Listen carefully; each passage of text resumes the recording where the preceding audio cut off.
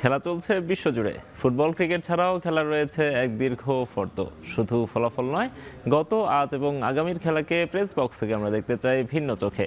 সেই দেখাটাই দেখতে পাবেন এখন মাঠে। সঙ্গে আছি আমি নোমান আব্দুল্লাহ। দর্শক, দেখছিলাম ক্রীড়াঙ্গনে আজকের দিনের গুরুত্বপূর্ণ খবরাখবরগুলো। বাংলাদেশের ক্রিকেট, বাংলাদেশের টেস্ট, সবকিছু নিয়ে আলোচনা হবে আজকের এখন মাঠে। আমাদের সঙ্গে আছেন ক্রীড়া বিশ্লেষক সালেক সফি, খন্দকার সালেক সফি। সালেক ভাই, আপনাকে স্বাগত জানাচ্ছি। বাংলাদেশ একটা ভালো সময় পার করছে ক্রিকেটে বলা চলে। যদিও ম্যাকাই টেস্টে বাংলাদেশ 2 দিনে হেরেছে, তারপরও অস্ট্রেলিয়ার মাটি থেকে এক সিরিজ ড্র করে দেশে ফিরছে। এটাকে একটা বড় অর্জন হিসেবে অনেকে দেখছে। আবার বাংলাদেশ টেস্ট র্যাঙ্কিংয়ে 6 নম্বরে উঠে এসেছে, বাংলাদেশের ইতিহাসের সর্বোচ্চ র্যাঙ্কিং এটি। সব কিছু মিলিয়ে বাংলাদেশের টেস্টটা আসলে কোন দিকে এগোচ্ছে আপনার কাছ থেকে শুনতে চাই, আপনি বাংলাদেশকে যেভাবে অবজার্ভ করেন। ধন্যবাদ আপনাকে। আপনি জানেন যে আমি তো ডুয়াল সিটিজেন। আমার দুটো ডানা হলো অস্ট্রেলিয়ান, কিন্তু আমার হৃদয় হলো বাংলাদেশ। যেহেতু বাংলাদেশ ক্রিকেটকে আমি একেবারে আতুর ঘর থেকে দেখেছি, আমাদের কিন্তু তখন থেকেই স্বপ্ন ছিল এই বাংলাদেশ ক্রিকেট একদিন বিশ্ব পর্যায়ে নিজেদের প্রতিষ্ঠিত করবে। আমার কাছে তো অস্ট্রেলিয়ার বিরুদ্ধে অস্ট্রেলিয়ায় যে ডমিনেট করে প্রথম টেস্ট জয়, মনে হয়েছে বাংলাদেশ বিশ্ব ক্রিকেট জিতে নিয়েছে। ইট ওয়াজ এ ট্রিমেন্ডাস অ্যাচিভমেন্ট। কারণ আমি তো অস্ট্রেলিয়ান ক্রিকেট ফ্যামিলিরও মেম্বার, এবং আমি এই সিরিজ দেখার জন্য আমি গত বছরই কিন্তু দুটো জায়গা ভিজিট করেছিলাম, যে উইকেট ডারউইন এবং ম্যাকাই, এবং আমার নাতিদের আমি প্রমিস করেছিলাম এখানে থাকবো। কিন্তু আনফর্চুনেটলি এই সময় আপনাদের দেশে জ্বালানি বিদ্যুতের বিরাট সমস্যা হয়, ওইটাই তো আমার মেইন সেক্টর। ভাবলাম যে আমার উপস্থিতিতে কিছু উপদেশ দিয়ে যদি উপকার হয়, এই জন্য চলে আসছি। কিন্তু আমি প্রতিটা মুহূর্ত অনলাইনে খেলা দেখেছি। It's not a fluke, not an upset, it was A win. এটা চোখে চোখ রেখে বাংলাদেশ ডমিনেট করে জিতেছে, যেটা অস্ট্রেলিয়ায় যে ভারত, ইংল্যান্ড বা সাউথ আফ্রিকার মতো দেশও কিন্তু কোনোদিন করতে পারেনি। আপনাদের তানজিদ তামিম প্রথমবার খেলতে যে প্রথম ইনিংসে সেঞ্চুরিটা করলো, হাসান মাহমুদ যেভাবে প্রথম টেস্টে বোলিং করেছে, স্টার্ক, কামিন্স, হ্যাজেলউড মিলেও কিন্তু ওইটা করতে পারেনি। তারপর আমাদের ব্যাটিংয়ের যেটা দেখেন আপনি, অস্ট্রেলিয়ার এই বোলিং লাইন আপ, এই 4 জন কিন্তু প্রত্যেকেই 300-র বেশি করে উইকেট নিয়েছে। লায়ন তো 500-র বেশি উইকেট নিয়েছে। এই 4 জন মিলে 1600-1700 উইকেটের কাছাকাছি নিয়েছে। আমার মনে হয় এরা সর্বকালের সেরা ইউনিট। ওয়েস্ট ইন্ডিজের কথা বাদ দেন, সেটা ট্রিমেন্ডাস ছিল। বিটুইন দেম এদের বিরুদ্ধে যেভাবে খেলেছে প্রথম ইনিংস, তারপর দ্বিতীয় ইনিংসে এসে ইভেন এখানে মেহেদী মিরাজ যে অলরাউন্ড পারফরমেন্স দিয়েছে, ইট ওয়াজ ওয়ান্ডারফুল। আমি জানি না এটা অন্য কোনো দেশ কবে ম্যাচিং করতে পারবে। কিন্তু পরে যেটা হলো, আমি অস্ট্রেলিয়ানদের জানি, ওরা এই টেস্টে ওদের ভীষণভাবে দেয়ার ইগো ওয়াজ রাবড অফ। ওরা প্রত্যেকটা খেলোয়াড়কে টেকনিক্যাল অ্যানালাইসিস করছে। উইকেটের আমি জানি না শেষ মুহূর্তে ডেফিনেটলি এটা করে ফেলছে। যেভাবে উইকেটটা দেখলাম, এটা অনেকটা অস্ট্রেলিয়ার কিন্তু দুটো উইকেট খুব fast and bouncy. One is Brisbane and other is পার্থের আগেরটা। এই উইকেটে কিন্তু অনেক বাউন্স ছিল, ঘাস বাড়িয়ে দেওয়া হয়েছে। প্লাস এখানে আরেকটা অ্যাডভান্টেজ, যেহেতু নতুন উইকেট, এখানে গ্রেট ব্যারিয়ার রিপ থেকে বাতাস আসে। সকালের দিকে একদিকে আসে, বিকালের দিকে অন্যদিকে যায়। আপনি জানেন যে স্টার্ক এমন একটা বোলার, ওর প্রথম স্পেল কিন্তু ডেঞ্জারাস, এবং ও কিন্তু প্রথম বলেই অনেক উইকেট নিয়েছে। বাংলাদেশ যদি প্রথম 3-4 ওভার সার্ভাইভ করতে পারতো একটা উইকেট নিয়ে, অথবা বাংলাদেশ যদি এইখানে টেস্ট জিতে প্রথম ওদের ব্যাটিং করাতে পারতো। কারণ আপনার বোলিং কিন্তু অলমোস্ট এখন 50-50 হয়ে গেছে। ওদের নাম হয়তো স্টার্কের মতো না বা হেজেলউডের মতো না, কিন্তু হাসান মাহমুদ বা শরীফুল, নাহিদ যদি থাকতো, তাসকিন, দে আর অ্যাজ গুড অ্যাজ দেম। তা আনফর্চুনেটলি এটা হয়েছে। বাট ইভেন দেন বাংলাদেশ যে ওদের 210-এ করতে পারছে, এটা there is nothing to be frustrated. আমি মনে করি এই ধারা যদি বাংলাদেশ বজায় রাখতে পারে, সাউথ আফ্রিকার বিরুদ্ধে বা ওয়েস্ট ইন্ডিজের বিরুদ্ধে বোধহয় আপনাদের টেস্ট আছে। বাংলাদেশের সাউথ আফ্রিকার সঙ্গে অ্যাওয়েতে সিরিজ আছে, ওয়েস্ট ইন্ডিজ এবং ইংল্যান্ডের সঙ্গে ঘরের মাঠে সিরিজ আছে এরপরে, এই টেস্ট চ্যাম্পিয়নশিপ সার্কেলের মধ্যেই। জি, এটা যদি করে, ঘরে যেটা করবে, আমাদের উইকেট যেন ওই পেসি বাউন্সি হয়। কারণ আমরা কিন্তু আবার যদি ঘরে ওদের ট্র্যাপ করে স্লো করতে চাই, তখন কিন্তু কোনো লাভ হবে না। There is a potential. আমরা যদি খুব বেশি ড্রিম না দেখি, there is a potential that even Bangladesh test championship ফাইনালেও যেতে পারে। রাইট। এখন পর্যন্ত বাংলাদেশের সামনে সেই সুযোগটা আছে। কিন্তু যেটা করতে হবে আমাদের বোলারদের কিন্তু ওয়ার্কলোড যেন ঠিকমতো করে। এনজিওড কেন হবে? আমাদের যে মূল স্ট্রাইক বোলার, যেহেতু আমাদের 4-5 জন ফাস্ট বোলার আছে, ওদের ঘুরিয়ে ফিরিয়ে এমনভাবে করা উচিত যাতে ওভার স্ট্রেস না হয়ে যায়। রাইট, আমরা প্লেয়ারদের নিয়ে বা দেশের ক্রিকেট নিয়ে শুনবো, তার আগে আপনি বলছিলেন যে আপনি ম্যাকাইয়ে ঘুরে এসেছিলেন। আমাদেরকে একটু ওই ম্যাকাইয়ে বাংলাদেশকে কেন এত হিমশিম খেতে হয়েছে, ম্যাকাইয়ের উইকেট কন্ডিশন, ওয়েদার, ওখানে বোলাররা বিশেষ করে স্টার্কের কাছেই তো বাংলাদেশ বেশি ধরা খেয়েছে, সো ওগুলো কেন হলো, ওখানকার উইকেট কন্ডিশন সম্পর্কে আমাদেরকে একটু বিস্তারিত জানান। দেখেন, এটা দেখার জন্য আপনি জানেন তো, আমি তো ক্রিকেট আমার কাছে সবচেয়ে বড়, ইনফ্যাক্ট ড্রিম ক্রিকেট। তা আমি গত বছর আমরা ব্রিসবেন থেকে নানান ধরনের ক্রুজ হয়, এটা কিন্তু গ্রেট ব্যারিয়ার রিফটা প্যাসিফিক দিয়ে, ওখান থেকে যে প্রত্যেকটা কেয়ার্ন, ম্যাকাই, তারপর আরও কতগুলি জায়গায় যাওয়া যায়। আমি যেহেতু ক্রিকেট হবে ম্যাকাইতে, আমি ওই ম্যাকাইতে যখন আমাদের ক্রুজ শিপটা নামলো, তখন আমাদের 6 ঘন্টার আমাদের একটা বিরতি দিয়েছিল। আমি নিজে নাতিদের নিয়ে যাই, ওখানে দেখলাম উইকেট প্রিপেয়ার্ড হচ্ছিল। স্টেডিয়াম তো ওপেন, অনেক দিক থেকে বাতাস, 3 পাশ থেকে ওপেন, তো ওইখানে হয় কি, বাতাস সকালের দিকে আসে, বিকেলের দিকে অনেক ঘুরে আসে। তো তো উইকেটে আরও ফাস্ট বানাইছে ব্রিসবেনের মতো, almost same bounce almost same. আর এই বাতাসটা নিয়ে ওরা এমনভাবে পরিকল্পনা করছে, এবং সকালের দিকে আরও টসে জিতে গেছে।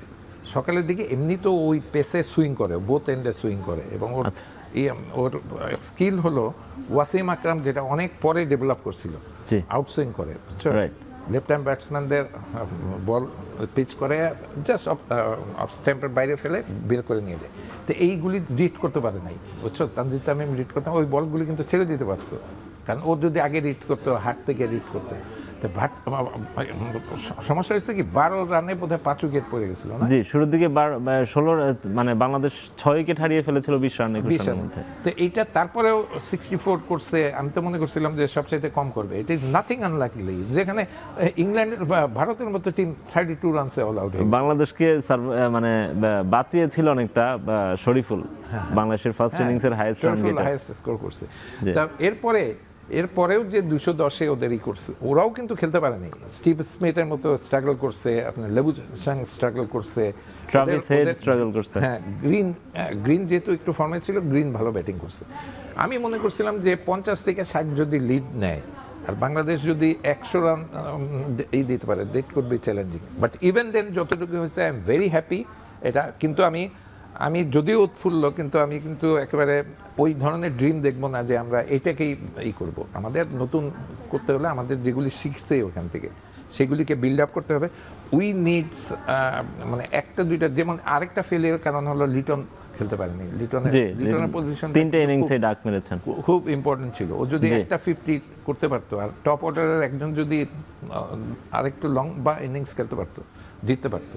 বি হ্যাপি, বাট মনে করেন না যে আমরা অস্ট্রেলিয়াকে হারাইছি বলে টপ অফ দ্য ওয়ার্ল্ড হয়ে গেছে। রাইট, সাদিক ভাই, আমরা আসলে এই সিরিজটাকে কেস ধরে আমরা বাংলাদেশের ক্রিকেটটাকে নিয়ে আলাপ করতে চাই। মানে বাংলাদেশের টেস্টটা আসলে কোন দিকে যাচ্ছে, বাংলাদেশের ক্রিকেটটা সবসময় সবাই বলেন, আপনারা আরও বেশি ভালো জানেন, যে যারা টেস্টটা ভালো খেলে তারা সব ফরম্যাটেই ভালো খেলে, এই ধরনের একটা কথা প্রতিষ্ঠিত আছে। বাংলাদেশ অনেক বছর ধরে ওয়ানডেতে ভালো খেলছিল, কিন্তু অন্য ফরম্যাটগুলো খেলতে পারছিল না।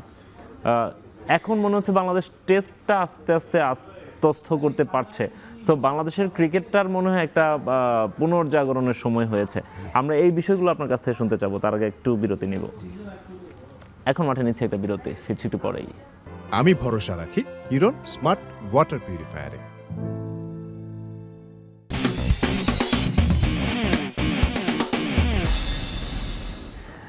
বিরতির পর ফিরে এলাম, দেখছেন এখন মাঠে। সাদিক ভাই, আমরা যেখানে শেষ করেছিলাম বলছিলাম যে বাংলাদেশের ক্রিকেটের পুনর্জাগরণ হচ্ছে কিনা। টেস্টে বাংলাদেশ ভালো করছে যেহেতু, আর আমরা সবসময় শুনে আসি যে টেস্ট আত্মস্থ করা মানে হচ্ছে পুরো ক্রিকেটটাকে বুঝে ফেলা। সো বাংলাদেশ যেহেতু এখন টেস্টে ভালো খেলছে, মনে হচ্ছে কিনা যে বাংলাদেশ আস্তে আস্তে ক্রিকেটটাকে নতুনভাবে তৈরি করছে বা নতুনভাবে শিখছে? আমি ডারউইন টেস্টে দেখলাম, এর আগে কিন্তু ইন্ডিভিজুয়াল পারফরমেন্সে বাংলাদেশ অনেক ভালো করছে। যেমন ঢাকায় বাংলাদেশে অস্ট্রেলিয়াকে কিন্তু আমরা হারিয়েছি, তখন কিন্তু একেবারে টিমটা পারফর্ম করে নেই। আপনি যদি ডারউইন টেস্টে দেখেন, এটা যে টিম পারফরমেন্স, বোলাররা অনেক ব্যাটসম্যানরা ভালো ব্যাটিং করছে, বোলাররাও কিন্তু একসাথে পেসাররা তো এই প্রেশার ক্রিয়েট করছে, আপনার স্পিনাররা সেকেন্ড ইনিংসে এসে করছে। এই যে টিমের জাগরণ, এই যে টিম পারফরমেন্স, এইটা বাংলাদেশের যেটা কনসিস্টেন্সির অভাব সেটা আমার হয়তো দূর করে দিবে। এবং টেস্ট ক্রিকেটে তো আরেকটা জিনিস যেটা সমস্যা, আমরা কিছু কিছু খেলোয়াড়কে কিন্তু কিছু কিছু ফরম্যাটের জন্য আইডেন্টিফাই করে হচ্ছে, ওর বাইরে যেতে দিচ্ছি না। বাংলাদেশ তো বছরে অনেক কম ক্রিকেট খেলতো, এবার হয়তো বেশি খেলবে। যেমন মমিনুলের কথা চিন্তা করেন, হি is A class batsman, say successful হয়েছে, ওরা সারা বছর ওর অপেক্ষা করতে হয় 2-3টা ম্যাচ খেলার জন্য। যে মমিনুল কিন্তু ডোমেস্টিকে তো খেলে, ডোমেস্টিকে তো লঙ্গার ভার্সন খেলে, অন্তত ওরে ও যে পজিশনে খেলে 3 নম্বরে, ওইখানে কিন্তু বাংলাদেশের হোল্ডিং প্লেয়ার দরকার, একটা ব্যাটসম্যান যে খেলবে, ধৈর্য নিয়ে খেলবে, ইনিংস বিল্ড আপ করবে, আরেক পাশে তাকে খেলা করে স্ট্রাইক মেকাররা খেলবে। এইরকম কিছু কিছু প্লেয়ারকে, আমি বলি না যে সব প্লেয়ারকে সব ফরম্যাটে খেলানো দরকার, কিন্তু কিছু কিছু প্লেয়ারকে, বিশেষ করে টেস্ট প্লেয়াররা সারা বছর যেন কম্পিটিটিভ ক্রিকেটে, ইন্টারন্যাশনাল ক্রিকেটে থাকতে পারে, সেটা দেখতে হবে। আর আরেকটা জিনিস যে আমাদের লাইন যেগুলি আপনার ওর ছুটাইছে ডেভেলপমেন্ট স্কোয়াড বা বাংলাদেশে ম্যাচ ইন্টারন্যাশনাল পর্যায়ে এদের এক্সপোজ করা উচিত। আপনি দেখবেন যে ইংল্যান্ডের, ভারতের, শ্রীলঙ্কার এরা সারা বছরই খেলে বেলায়, শুধু ডোমেস্টিকে না, ডোমেস্টিকেও আমরা ওদের টেনে নিয়ে আসতে পারি। আমরা শুধু আফগানিস্তান বা জিম্বাবুয়ের সাথে না, টপ টিমগুলির সাথে নিউজিল্যান্ডের কন্ডিশনে খেলতে পারি, south Africa. You should keep them busy, কারণ আমাদের লাইন আপ দরকার, আমাদের রিজার্ভ বেঞ্চ দরকার, আমাদের একটা পাইপলাইন দরকার, হোয়াট আই মিন, সেই পাইপলাইন সব জায়গায়, বোলিং, ব্যাটসম্যান। আবার আরেকটা জিনিস আমি দেখি, আমি পার্টিকুলার এক্সাম্পল দিয়ে বলি, আকবর আলী আমাদের বিশ্ব চ্যাম্পিয়ন দলের ক্যাপ্টেন ছিল, হোমে ভালো করে। আমি জানি না কিছু কিছু ক্ষেত্রে কিছু কিছু সিলেক্টরের ব্যক্তিগত সিলেকশনের জন্য কোনো মেধাবী খেলোয়াড় বাদ পড়ে যাইতেছে কিনা, এটা আমি আপনারা যারা জার্নালিজম করেন তাদের করবো। Akbar Ali could grow as a leader, because he is a leader, he is a wicket keeper. ওই যে ইনিংসটা আপনারা দেখেছিলেন কিনা, যে বাংলাদেশকে উনি 2019-এ বাংলাদেশের সবচেয়ে বড় অর্জন এখন পর্যন্ত যেটি যুব বিশ্বকাপ জিতিয়েছেন, তার নেতৃত্বেই বাংলাদেশ জিতেছে। এবং যে ইনিংসটা খেলছিল ও কিন্তু লাস্টের দিকে ব্যাটিং করে, ওই যে ওদের একটা স্পিনার কিন্তু অলমোস্ট ম্যাচ জিতাই নিয়েছিল। রাইট। তো এই জিনিসগুলি ফলো করা উচিত আমাদের। ক্রিকেট যেন, আমি যদিও সিলেক্টররাও এরা আমার অনুজ, এরা আমরা যখন খেলেছি বা আমি যখন লিখেছি, এরা তো আই ইউজ টু, যেমন হাবিবুল বাদশা, সুমন বলেন, এদের বলেন, ওদের খুব অ্যাডমায়ার করতাম। They must ensure that all the selection process is fair, nobody is made victimized for the personal choice. এটা হলে হবে কি, অন্য সবাই উৎসাহিত হবে। এখন আকবর আলীর প্রতি যেমন ট্রিটমেন্ট করা হচ্ছে বা আগেও করা হয়েছে, নাইম তো নিজেই আছে এখন বোধহয়, উনি নিজেই এখন সিলেকশন প্যানেলে আছেন। এইগুলি যেন না হয়, কারণ আমাদের কিন্তু এই নাম্বার অফ প্লেয়ার্স বাড়াতে হবে। রিজনাল ক্রিকেটগুলি ফলো করা উচিত, উইকেটের গুলি ভালো করা উচিত, আম্পায়ারিং তো ফেয়ার হচ্ছে এখন।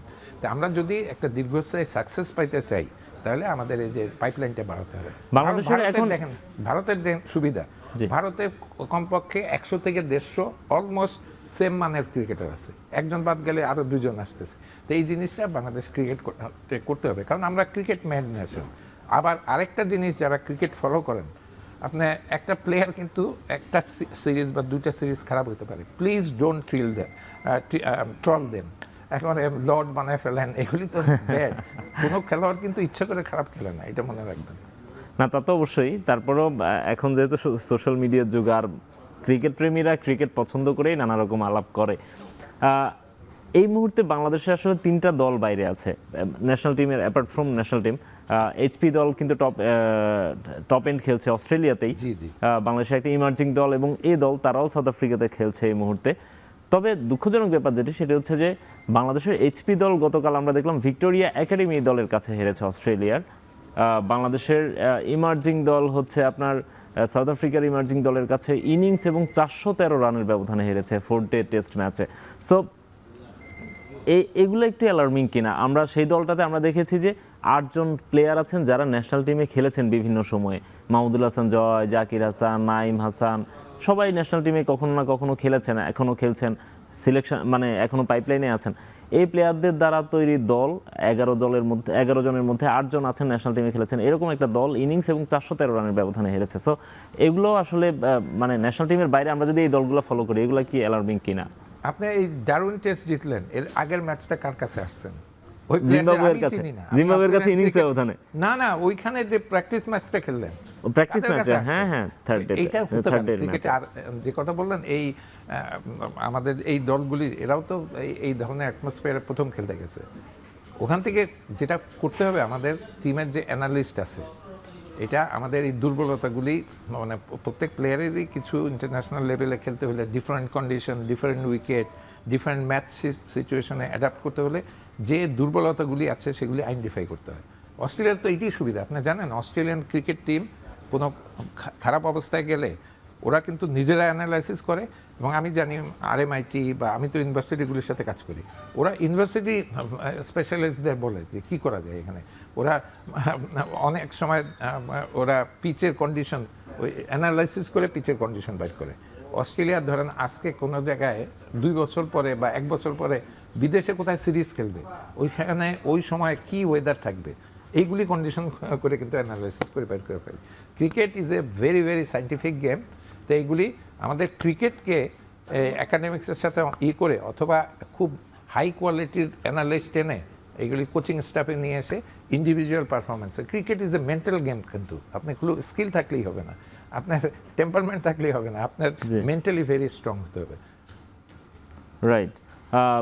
আমরা যেটা শুনতে চাচ্ছিলাম যে বাংলাদেশের ক্রিকেট মানে টেস্ট, বাংলাদেশ কিন্তু ওয়ানডে ফরম্যাটটা আবার কিছুটা, আমরা এক সময় দেখতাম যে বাংলাদেশের ফেভারিট ফরম্যাট বলা হচ্ছিল ওয়ানডেকে। ওয়ানডে ফরম্যাটে বাংলাদেশ সাকসেস পেয়েছিল, ওয়ার্ল্ড কাপের কোয়ার্টার ফাইনাল পর্যন্ত গিয়েছিল, চ্যাম্পিয়ন্স ট্রফি সেমিফাইনাল পর্যন্ত গিয়েছিল। বাংলাদেশ এখন আবার ওই ফরম্যাটগুলোতে আবার অনেকটাই খাবি খাচ্ছে।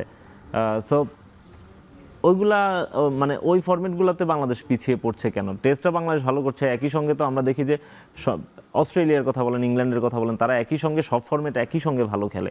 বাংলাদেশ একটা ফরম্যাট যখন ভালো খেলে তখন অন্য ফরম্যাটগুলোতে আবার পিছিয়ে পড়ে কেন? দেখেন, নাম্বার অফ প্লেয়ার্স বাড়াতে হবে। নাম্বার অফ প্লেয়ার্সের আপনার অস্ট্রেলিয়ানরা কিন্তু academy, cricket academy is very strong. আপনি হয়তো অস্ট্রেলিয়া গেছেন, অ্যালেন বর্ডার আছে, ইসে মেলবোর্নে একটা অনেকগুলি বড় একাডেমি আছে। ওরা স্পেসিফিক প্লেয়ারকে স্পেসিফিক ফরম্যাটের জন্য রেডি করে।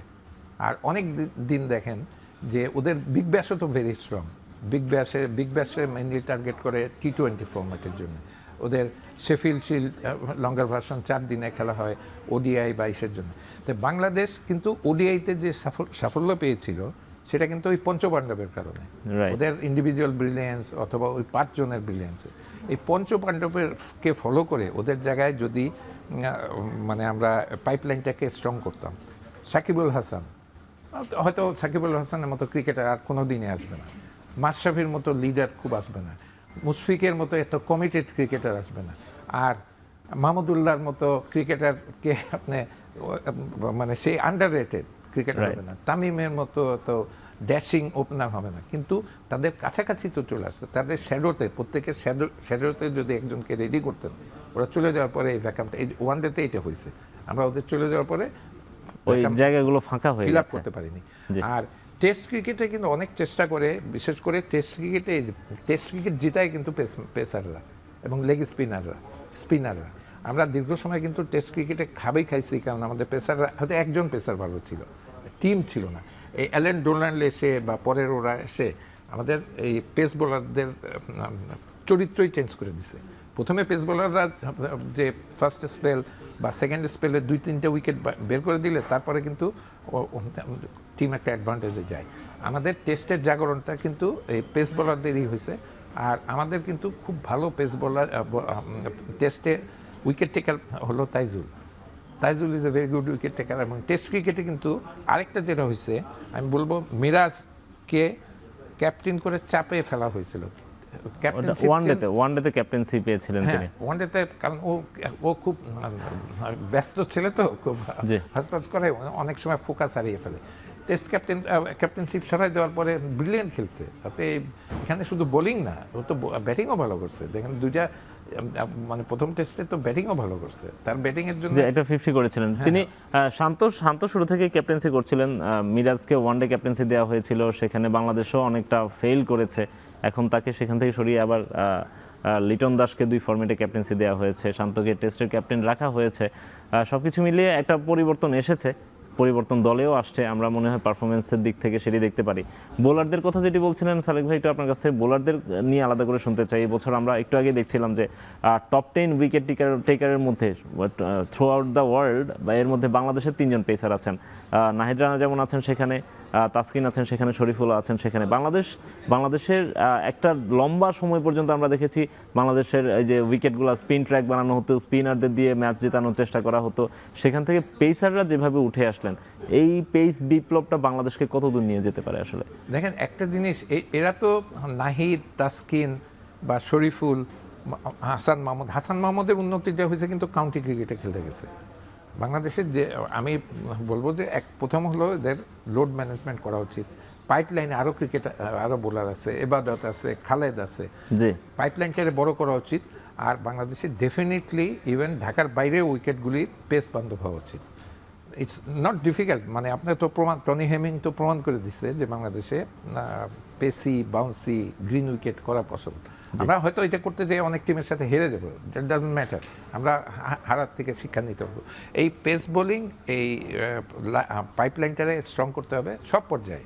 আপনি সেটা ইভেন মেয়েদের মারুফা ছাড়া তো পেস বলার নাই, একটা নিয়ে খেলে, ওইখানে খোঁজ নিলে কিন্তু পাওয়া যাবে। যদি আপনি পার্বত্য চট্টগ্রাম বা হিল ট্র্যাক্সে একটু, ওরা তো স্ট্রং হয়, ওদের বের করার দরকার।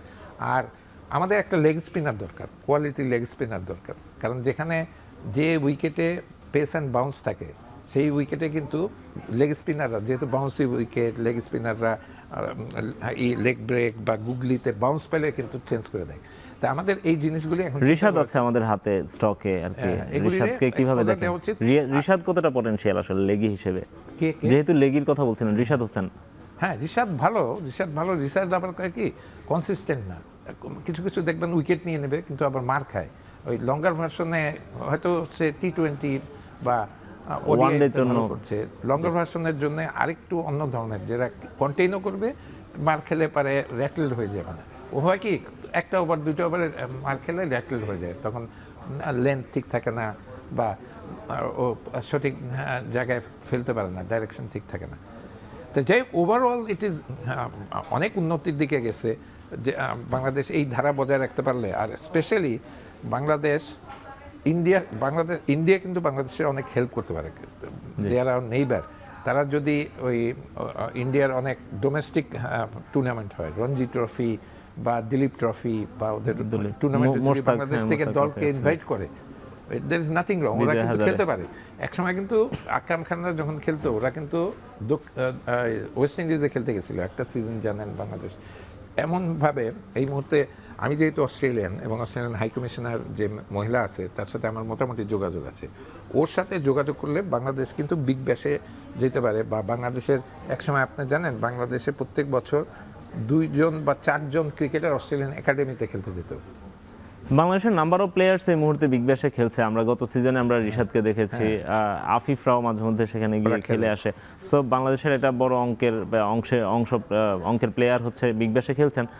কাউন্টিতে কিছু প্লেয়ার খেলছেন, হাসান মাহমুদ গিয়েছিলেন, এখন তাসকিন, শরীফুলদেরকে ইনভাইট করা হচ্ছে। সো বাংলাদেশের জন্য মনে হয় ক্ষেত্রগুলো অনেক বড় হচ্ছে, এখন সেই সুযোগগুলো নেওয়ার সময় আর কি। সালেক ভাই, আমরা আপনার কাছে আবারও ফিরবো, তার আগে আরেকটা বিরতি নিব। এখন মাঠে নিচ্ছে আরও একটা বিরতি, ফিরছি একটু পরেই। আমি ভরসা রাখি হিরন স্মার্ট ওয়াটার পিউরিফায়ারে।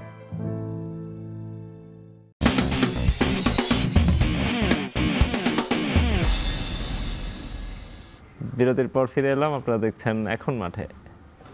সালেক ভাই, আমরা তো সবসময় রেজাল্ট ওরিয়েন্টেড বা ন্যাশনাল টিম ওরিয়েন্টেড আর কি, আমরা ন্যাশনাল টিমের ফলাফল এগুলো নিয়ে অনেক বেশি কথা বলতে পছন্দ করি। বাট আসলে রেজাল্টটা তো আসে হচ্ছে আপনার ক্রিকেট কালচার থেকে, একটা কালচার নিশ্চয়ই গড়ে তুলতে হবে। ডোমেস্টিক ক্রিকেটটা কেমন হচ্ছে, সেখান থেকে পাইপলাইন তৈরি হবে। আপনি একটু আগে পাইপলাইনের কথা বলছিলেন। সো আপনি বাংলাদেশের ক্রিকেট খেলেছেন, আপনি অস্ট্রেলিয়ায় থাকেন, সেখানকার ক্রিকেটের সঙ্গে আপনি জড়িত বা খুব ক্লোজলি আপনি সেগুলো দেখেন। সো আমাদেরকে একটু বলবেন বাংলাদেশের ক্রিকেট কালচারটা আসলে কেমন, সেটি আসলে ইন্টারন্যাশনাল স্ট্যান্ডার্ডে পৌঁছতে পারছে কিনা, অস্ট্রেলিয়ানরা কিভাবে ডোমেস্টিক ক্রিকেট কালচারটা তৈরি করছে, আমাদেরকে একটু বিস্তারিত জানাবেন। আমি তো এনার্জি নিয়ে কাজ করি, এনার্জির সাথে একটু কম্পেয়ার করি। আপনাদের এখানে কুইক কুইক রেন্টাল নিয়েছেন, কুইক রেন্টালের কি অবস্থা এখন দেখতেছেন? কুইক রেন্টাল বেশি করে আপনার যে দীর্ঘস্থায়ী ইসের জন্য যে গ্যাস উঠান নাই, বাই করেন নাই, এটার ফলাফল দেখতেছেন। ক্রিকেটটাও কিন্তু ওইরকম। ক্রিকেটটাও আমরা লঙ্গার ভার্সন ক্রিকেট খেলার জন্য কিন্তু আমরা খুব একটা কিছু করি নাই। আমরা হয়তো যেহেতু আমি আগেই বলছি যে পঞ্চপাণ্ডবের এক্সেপশনাল ক্রিকেটার হলে ও দিয়েতে করছি, আমরা T20-তে খেলতে চেষ্টা করছি, কিন্তু T20-র জন্য যেটা দরকার আপনার ওই জিনিসগুলি করিনি। ডোমেস্টিক ক্রিকেটের স্ট্যান্ডার্ড আমরা যখন খেলতাম তখন তো এত ফ্যাসিলিটিস ছিল না, কিন্তু কমিটমেন্ট ছিল আগে। ক্রিকেট কালচার আপনি দেখেন, ক্রিকেট কন্ট্রোল বোর্ড যখন ঢাকা স্টেডিয়ামে ছিল, আমি একসময় ক্রীড়া লেখক সমিতির জেনারেল সেক্রেটারি ছিলাম, আমাদের পাশের রুমে ছিল।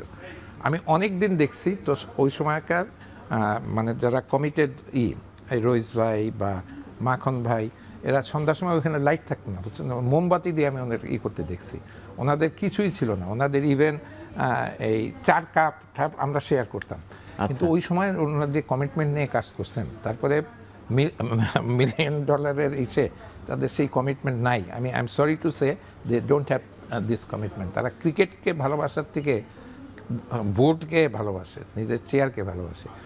যদি তাই না হতো, আমরা যে সুযোগ পেয়েছিলাম, আমরা 2000 সালে যখন টেস্ট স্ট্যাটাস পেলাম, ওইটার অনেক ঘটনা আমি বলবো না, ওটার পরে বাই দিস টাইম কিন্তু আমরা অনেক জায়গায় কনসিস্টেন্টলি থাকতে পারতাম। 2000 থেকে 2025-26 আমরা যে অর্জন করছি, যদিও অনেকগুলি এক্সেপশনাল হয়েছে, কিন্তু এটা কনসিস্টেন্টলি ভালো করতে পারিনি।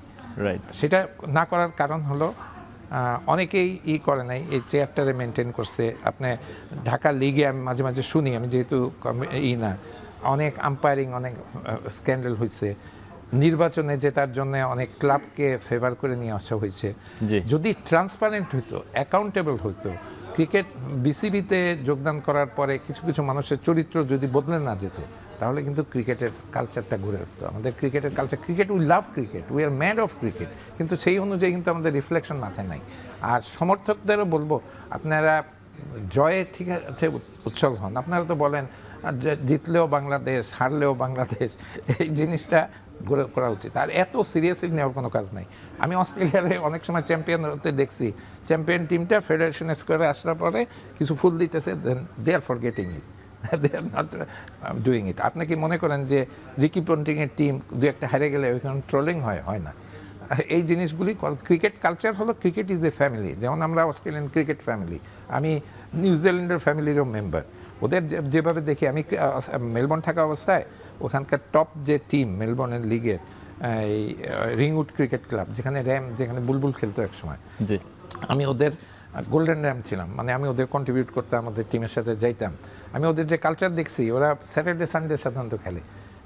স্যাটারডেতে ধরো T20 খেললো আমাদের এই টিম, ওদের এই টিমের সাথে, আবার সানডেতে আমরা যে অনেক মাঠে হোম অ্যান্ড অ্যাওয়ে হয়, আর পুরা এইগুলিতে 20টা টিম থাকে।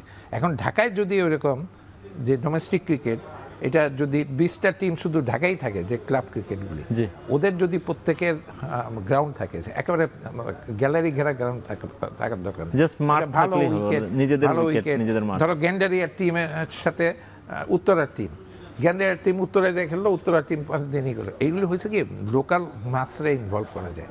তো এই জিনিসগুলি কালচার কিন্তু এইটা, টোটাল কালচার এইটা। টোটাল কালচারের মধ্যে এই যে দেখেন ধারাভাষ্যকার, বা আমরা কিন্তু আমি স্পোর্টস রাইটার্স অ্যাসোসিয়েশন প্রত্যেক উইকে ম্যাচ খেলতাম কারো না কারোর সাথে, ইউনিভার্সিটি টিচার্স।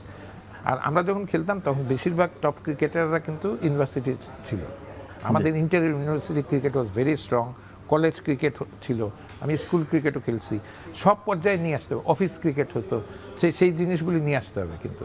আর যাদের বিসিবিতে আছেন, আমি জানি না, নতুন বিসিবি তো অনেক দেখি কম্পোজিশন, তামিম ইকবাল, ধরেন ওর বাবার সাথে আমি ফুটবল খেলছি, তো ওদের যেটা করা হচ্ছে, এই কালচারটা ফিরিয়ে নেওয়া উচিত, বুঝছেন, ট্রান্সপারেন্ট হওয়া উচিত, কালচারটা ফিরিয়ে নেওয়া উচিত। আমাদের রিজনাল ক্রিকেট ঢাকায় বসে সব কিছু করতে হবে কেন? একটা আপনি সাতক্ষীরায় চলে যান, সাতক্ষীরা ক্রিকেট কালচার আছে, কারণ সাতক্ষীরা অনেক প্লেয়ার আছে, মেয়েদের ক্রিকেট খেলে, সাতক্ষীরা একটা এই করেন, আপনি রাজশাহীতে একটা করেন, আপনি হিল ট্র্যাক্স এলাকায় একটা একাডেমি করেন। হিল ট্র্যাক্সের লোকের দরকার আছে, কারণ ওদের পেস বোলিংয়ের জন্য ওদের মাসেল স্ট্রেংথ আছে, ওদের হার্ড হিটার এই করা যায়। আপনি হিল ট্র্যাক্সের ওরা তো মেয়েদের ফুটবলই পাল্টে, মেয়েদের ফুটবলে যে তাদের এইগুলি দীর্ঘস্থায়ী পরিকল্পনা করা। 2 বছরে কোথায় যাবেন, 3 বছরে কোথায় যাবেন, 5 বছরে কোথায় যাবেন, কারণ consistency.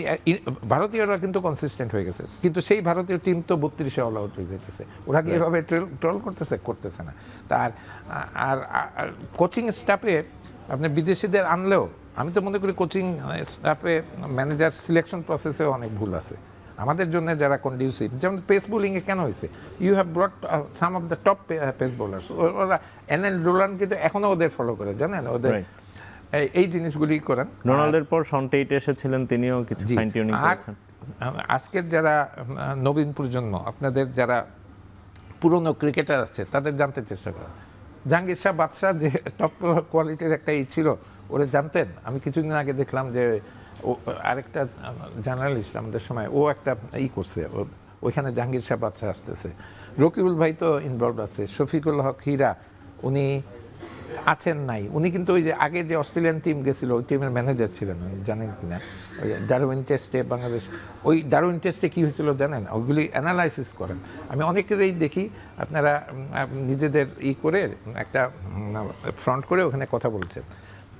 Please for the God sake কোনো প্লেয়ারকে 1-2টা সিরিজ দিয়ে বিবেচনা করে তাদের ট্রল করবেন না, তারা সামাজিকভাবে করবেন না। রাইট, সবারই আসলে দায়িত্ব আছে। ক্রিকেট বোর্ডের পাশাপাশি যারা সমর্থক আছে তাদেরও নিশ্চয়ই দায়িত্ব আছে। যারা কথা বলে, আমরা যারা কথা বলি, আমাদেরও সবারই দায়িত্ব আছে আসলে ক্রিকেটটাকে বাঁচানোর জন্য বা এগিয়ে নেওয়ার জন্য। সাকিব ভাই, আমরা আপনার কাছে ফিরবো, তার আগে আরেকটা বিরতি নিব। এখন মাঠে নিচ্ছে আরও একটা বিরতি, সে ছিটু পরেই। আমি ভরসা রাখি হিরন স্মার্ট ওয়াটার পিউরিফায়ারে।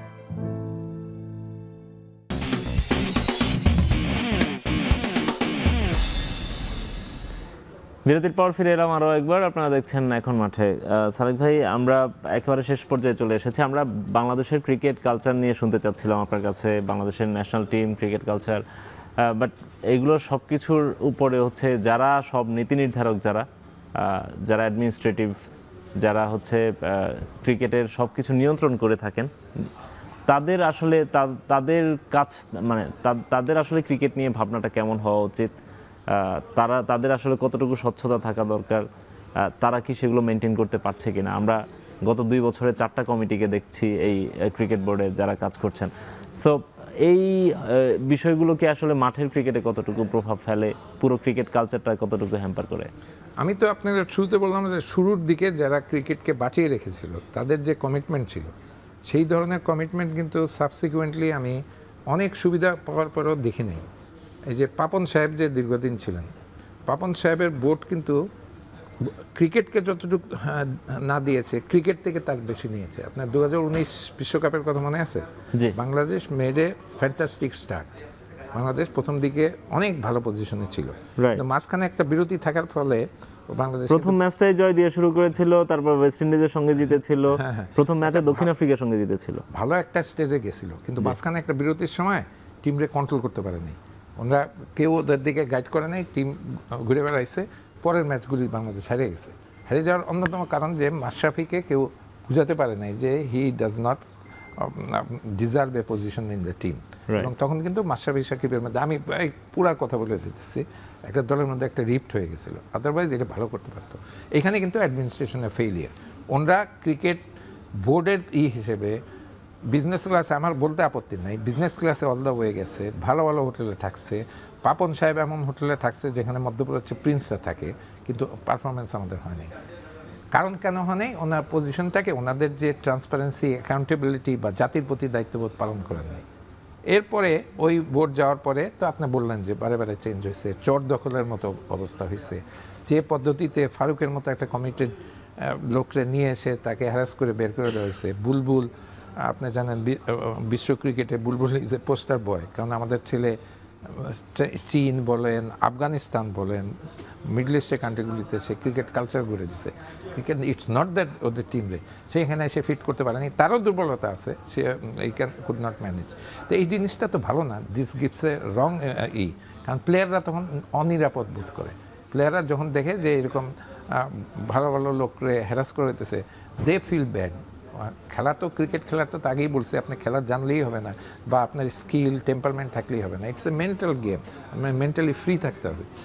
এই জিনিসগুলি গড়ে তোলা উচিত। Unfortunately I don't find any reason that political লিডারদের ছেলেমেয়েরা এখানে আসছে, but they are all qualified. তাদের যদি স্পেসিফিক টাস্ক দিয়ে দেওয়া হয়, তোমার এই সময়ের মধ্যে তোমার এই ধরনের টাস্কই করতে হবে, এবং তার এটা যদি মনিটরিং করা হয়, যে বিসিবি প্রেসিডেন্ট যদি মনিটরিং করে, প্রেসের কাছে যদি ওপেনলি, এখন আমি দেখি আরেকটা জিনিস হলো কিছু কিছু প্রেসের ভাইরা কিছু মনে করবেন না, কারণ আমি কিন্তু সেই 1970 থেকে জার্নালিজমও করি। আপনারা প্লিজ কোনো কোটারির দিকে যাবেন না। কিছু লোকরে আপনারা তাদের অন্ধভাবে তাদের কাভার করবেন, আর কিছু লোকরে ইন্টেনশনালি আপনারা ড্যামেজ করে দেবেন, এটা করবেন না।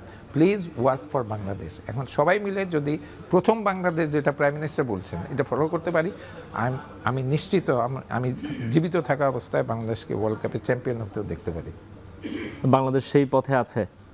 মোটামুটি আছে, মোটামুটি। উই আর সেকেন্ডারি স্টেজে, আমরা টেক অফ থেকে একটু উপরে উঠছি, কিন্তু আমরা এখনও কিন্তু অনেক গ্যাপ। আপনার 5 নম্বর 4 নম্বর থেকে 1 নম্বর কিন্তু অনেক গ্যাপ। এই গ্যাপটা হইতে হলে আমাদের কনসিস্টেন্সিটা আনতে হবে, রাইট। সকল পর্যায়ে, not only player, organizer, administrator, journalist, সবাই মিলে এটা সবাই মিলে এই কাজটা করতে হবে। এক্স্যাক্টলি। আমরা যে ক্রিকেট কালচারের কথা বলছি, সেই কালচারের মধ্যে এরা সবাই কিন্তু এই কালচারটার মানে অংশ। সো সবাই মিলে ইউনাইটেড থাকবে, আসলে সবাই মিলে ক্রিকেটটাকে এগিয়ে নেবে, সেটা আমরা সবাই প্রত্যাশা করি। সালেক ভাই, আপনাকে অসংখ্য ধন্যবাদ আমাদেরকে স্টুডিওতে সে সময় দেওয়ার জন্য। আমার একটা ছবি তুলে দাও তোমার সাথে। শেষ করছি এখন মাঠের আজকের আয়োজন। এতক্ষণ সঙ্গে থাকার জন্য সবাইকে ধন্যবাদ।